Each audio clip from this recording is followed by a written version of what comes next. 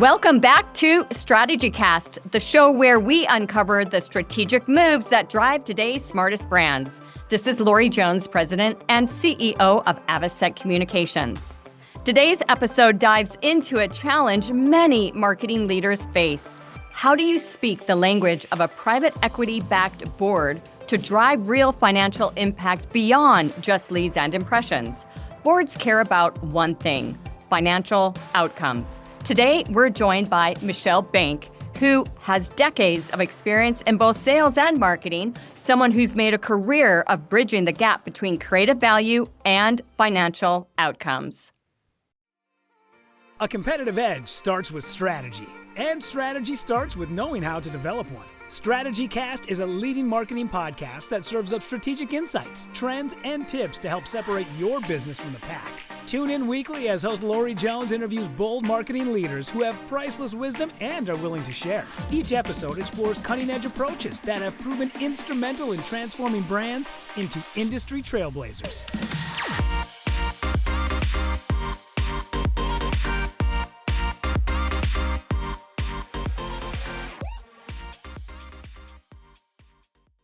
Welcome to the show, Michelle.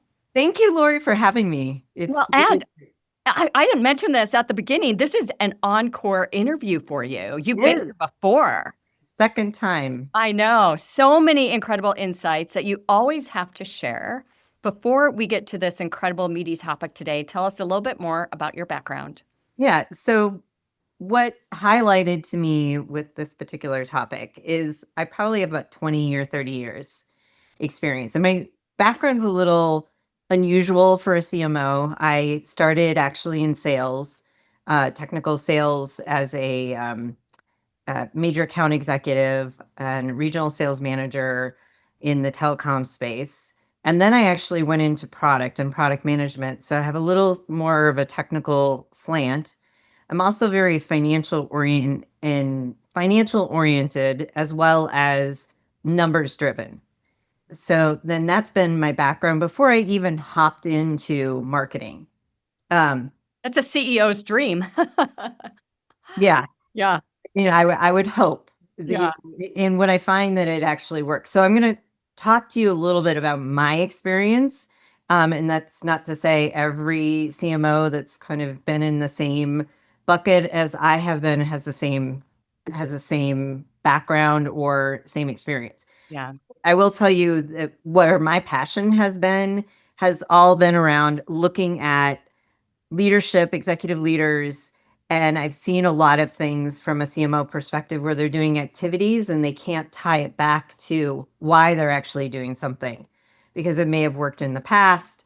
They're not tying it necessarily back to a financial, or they say something like, I can't really affect that directly, so therefore I can't really do anything about it. So they get stuck in a rut. And I took some time to think, hey, what's different? It's audience based. We're all marketers. So a buyer or an internal stakeholder, what motivates them? So the board is something different. Right. The board has an intrinsic motivation too. They're looking at financials, and it really depends on what they're trying to do. So for example, are they looking at M&A activity? Are they going to sell the company in 3 to 5 years? Right. What are they going to do? And that's where you have to support. It's almost like having two jobs. You support the board, and then you interpret that by saying, how can I drive my team and be strategic to align and to get them to a better understanding of what exactly we need to do as a team? I love it. You've worked with a lot of very, very large, Fortune 100 companies and startups alike. What is the big difference between the board makeup beyond the obvious, but really its effect on marketing in those two situations? So biased, I'm going to say I favor going with a little bit smaller of an organization as a CMO. Right. I'm talking about being a board member, but a CMO. You have a lot more interaction. You have a lot more control. of what you're actually doing, and you have a better understanding of what that board is trying to do, and you can translate that to a direct impact with your team. If you're on a larger organization, where it's, I'm going to, as an example, publicly held, there are different types of standards that are in play. Right. And so you have less control, and usually there's a lot more governance and oversight from other eyes outside of the organization. And so they're definitely different. Yeah. Why aren't more marketing leaders adapting to ways they can better communicate with boards? I think I think it's because the boards don't always know what to ask. They're not marketing experts. So part of our role as a CMO is to educate them. I will give you for example. One of the boards that I worked with, they were focused on CPLs, cost per leads, man gen. How do they know that? That's the stereotype, or what they think of when they think of Buzzword. Yeah. those are the buzzwords. So that's what they hear of. And when I had worked with them, I'm like, wait a minute, that's not necessarily the best metric that we should be looking at. If we're trying to build a brand, for example, then we need to be looking at how we do that competitively against other competitors. Awareness does not always tie right back to a demand gen. And then that also doesn't tie to financials. So I had a long one-on-one discussion when we talk about CPLs, cost per lead. Do we want to pay $500 for a lead that converts, or $1 per lead that doesn't convert and our salespeople are frustrated? Which, by the way, add overhead costs. Waste time. Business, because they have to call so many more of those leads. Right. And salespeople get very frustrated when they're not worth it. So I think that you have to look at it from the perspective of, what is it that we're trying to do? What is the board trying to do? What are you trying to do? What do you see when you first come on board? Right. And I think it's an important piece of, if you're interviewing for a new job with a company, making sure that you truly understand, is it brand driven? Is it performance driven? And do they have the two of those backwards, by the way, because that typically is one of the reasons why performance won't work, is they put it top of funnel and expect brand to follow afterwards. So having those discussions, I think, are really important. Why is it so critical for marketing leaders to adjust how they communicate with boards? The reason is because they don't want to get stuck in the minutia of a CPL. Like, I look at cost per lead, impressions. Those are operational metrics that we as professionals understand. And just like you work with any audience as a marketer, you have to get in the head of your audience. You have to understand what's important to them. And what's important to them are making sure that there's a return on investment, that they're getting the money out of marketing. The other thing that I'm pretty passionate about, why I feel like it's so important, is it saves marketing jobs. When you look at companies over time, some companies believe that marketing is just an overhead. So how do you create that value to make sure that you can sustain over time, and make sure that your team is exhibiting some kind of financial value that they can't give up? Yeah. It's very interesting to me that this still happens. And I've been in 2 or 3 meetings this year alone where the buyer, if you will, of agency services, the buyer of marketing, is not looking at it as a growth engine. They're truly looking at it as a company that can help sales build PowerPoint slides. And they're not willing to invest in really what it takes to grow. And these companies won't be around long either because of that flawed mindset. It still happens, and it seems so basic to you and I. And really, the number of companies out there right now that have a totally different view is growing. But why does the view still exist out there of companies, of buyers, of looking at marketing as the necessary evil? I think from my perspective, there's still operators that, and I've seen this at big companies and small companies that look at actions versus what that action actually attributes to. And I Right. always said to my team, why are we doing this? And you would not believe how many times I get, I don't know. Yeah. This is what we've typically done. So if you are explaining that to a leader or stakeholder and you cannot explain why you're actually doing certain things that is important to them, then that becomes an operational expense in some Yeah. ways or can be interpreted as that.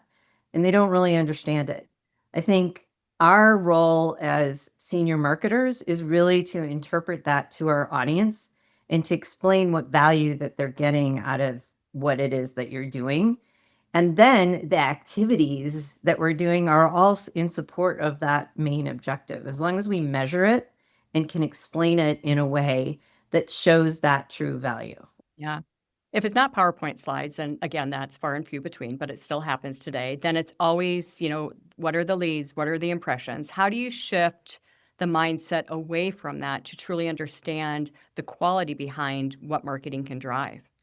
So there's multiple ways to do that. One of the things, and actually, if you look at some of the analyst reports, I'm gonna, quote this from Forrester, but they use this thing called a TCV ROI, so total contract value and return on investment. And one of the things that they talk about is having a 3.1, I think is the benchmark for making sure that you have that return based on your expenses. So how much are we bringing in versus the expense?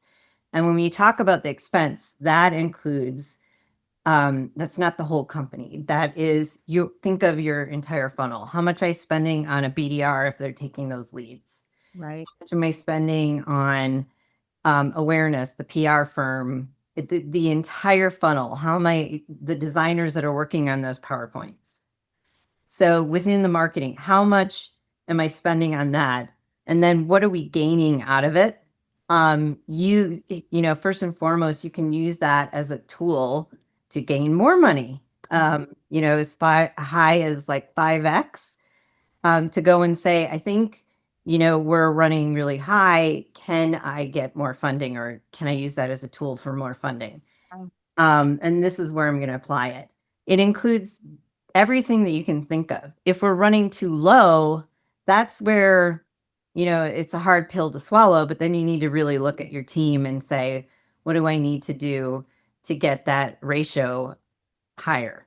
Right. And then once you have that, I kind of look at that. That is like the holy grail of a metric.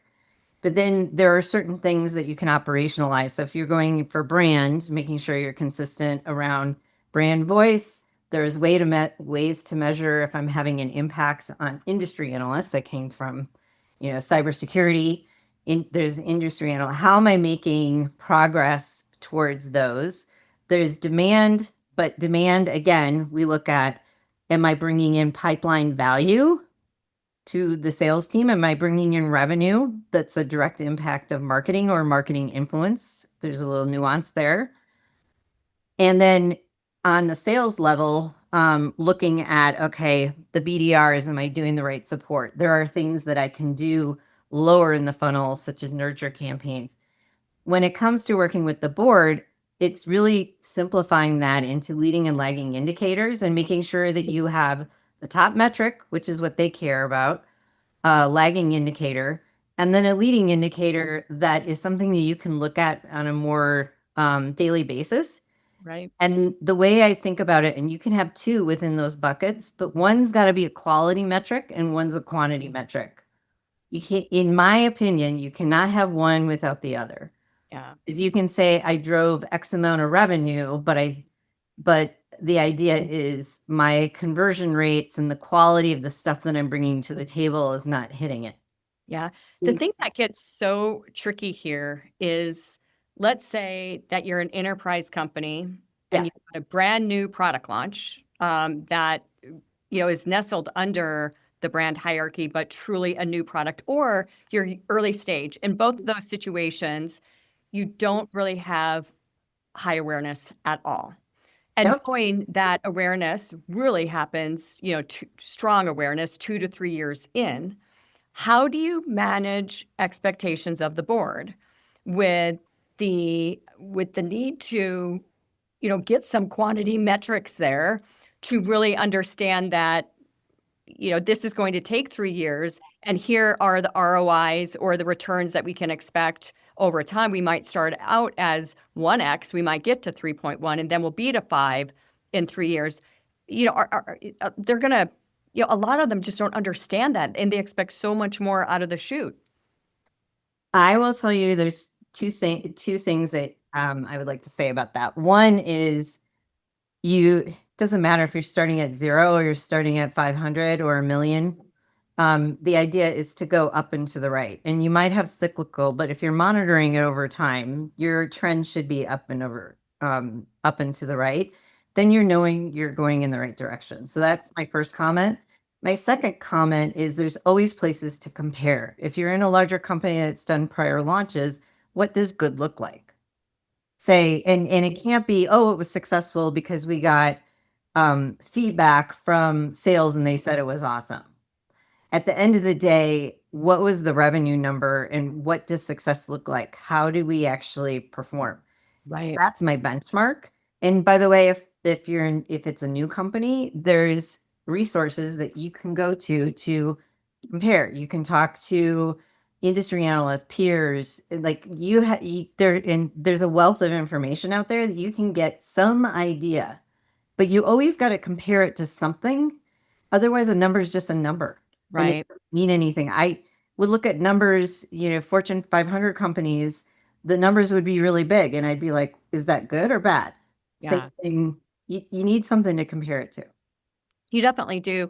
And, to complicate things further, you could have a low brand awareness is one thing, right? But let's say you've got a reputation problem, or you've got a customer service or a quality or a delivery problem.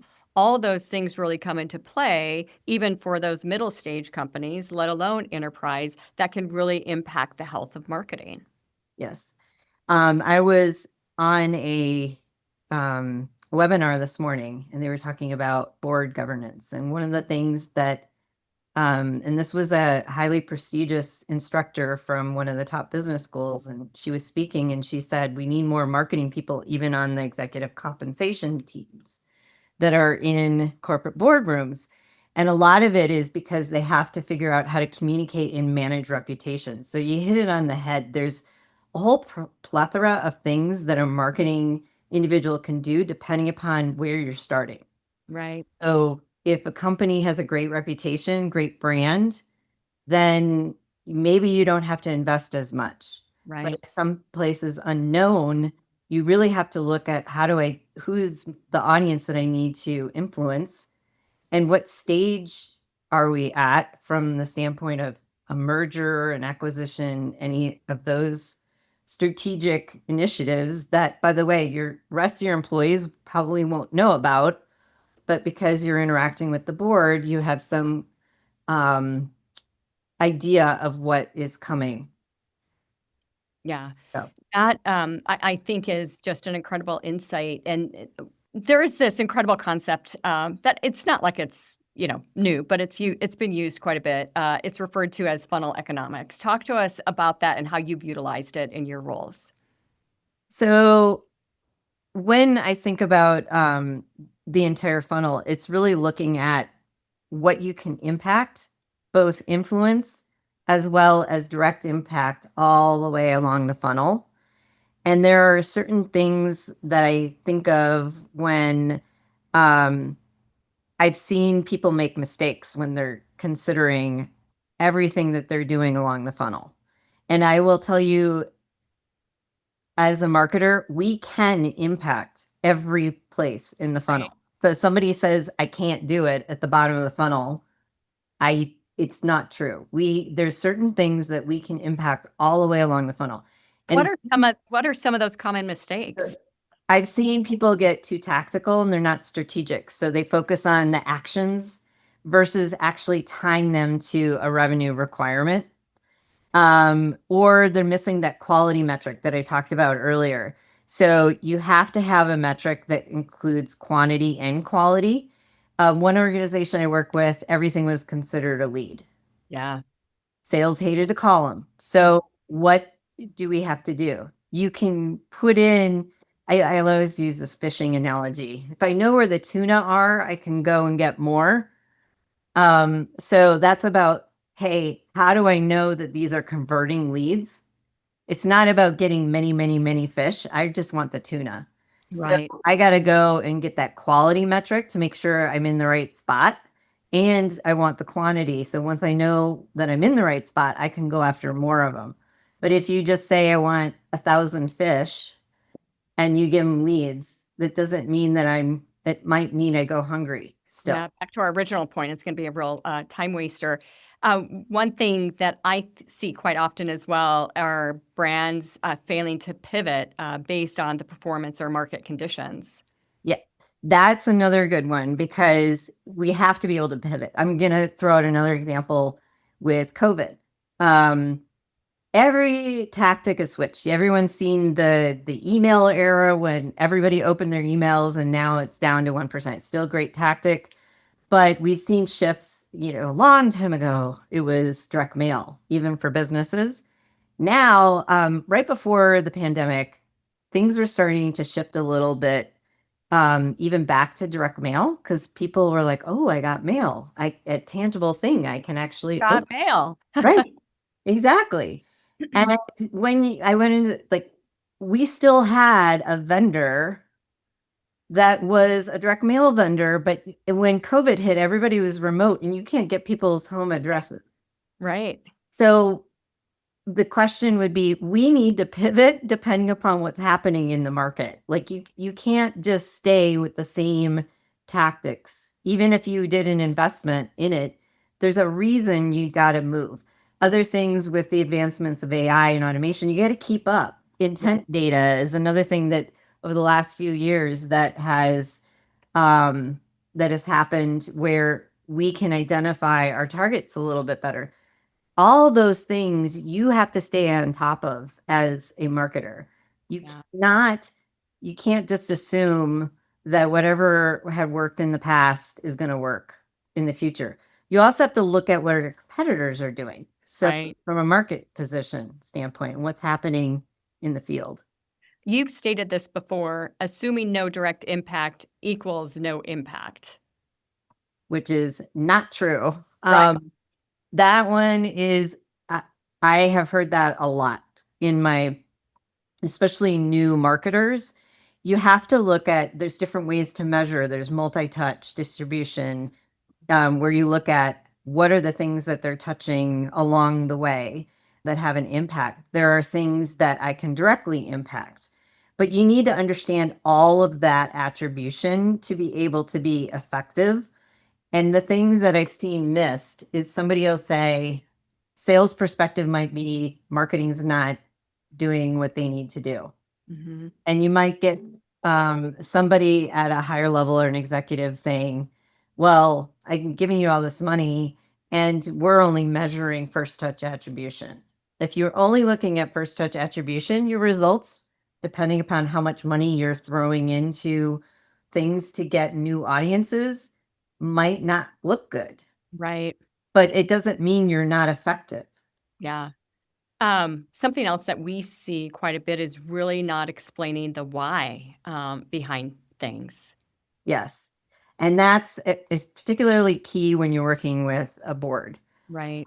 They don't know how to speak your language, or even I will say some of the executives that I've worked with or for, they may come from a different background, a technical background, and not understand the language. We can't make an assumption or go in assuming that they know what the heck we're talking about. And if we boil it down into very simplistic leading and lagging indicators, and then indicate when they bring something up, oh, that affects this, this, and this, then you have a much better conversation to get them on your page and understand. They have a better understanding of what you do as a professional.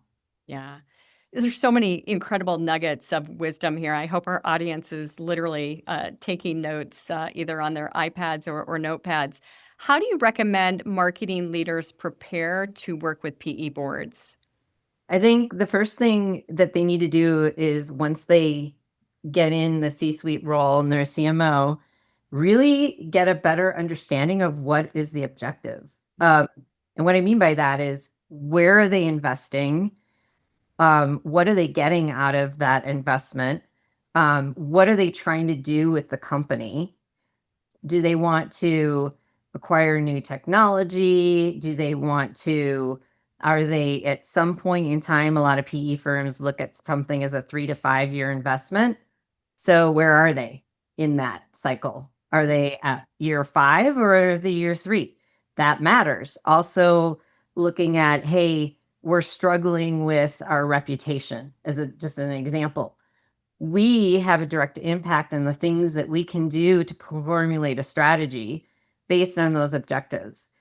And what's a good idea is to even meet one-on-one with some of the board members and say, what are you seeing? What are you seeing as the challenges? Where are you trying to go? And talk with, excuse me, talk to them about where they want to be in 3 years, 5 years. Well, and making sure that ultimately the team is aligned with that is very, very important. How do you coach your team to adopt to the board aligned mindset? Yeah. So usually the team doesn't work directly with the board. They're not there. But the way that it would work is I understand the objectives and let's say we need to build brand awareness. I might work with my team to set up some metrics, the working team, so that we can help with brand reputation and operationalize those. If I know that a quality of our leads is not there, but I'm getting a lot of them, I would work with my demand gen leader to understand, okay, we need to really focus here to get higher quality and revenue leads. So higher value of those leads, or we need to modify the particular clients that we're going after or the type of accounts that we're going after. Those are not anything that the board would be concerned about, but that's how I would work with my team to get the numbers where we need them to be. How do you have a conversation with a board member who disagrees with the attribution numbers or the ROI or the quality score? Okay. And that's happened to me. So I will actually know it has. Yeah. So having a one-on-one with them is usually a really great idea. Sometimes those things can come up in the board. Other times it's great to have that one-on-one discussion because what I found is usually it's not a right or wrong, it's a misunderstanding. Because they probably don't have the background you do. And so it's really aligning and making sure you guys are on the same page and that they understand why. And by the way, you prepare for that one-on-one conversation. It's Right. not something that you have off the cuff. It is something that you're like, oh, they're concerned about X.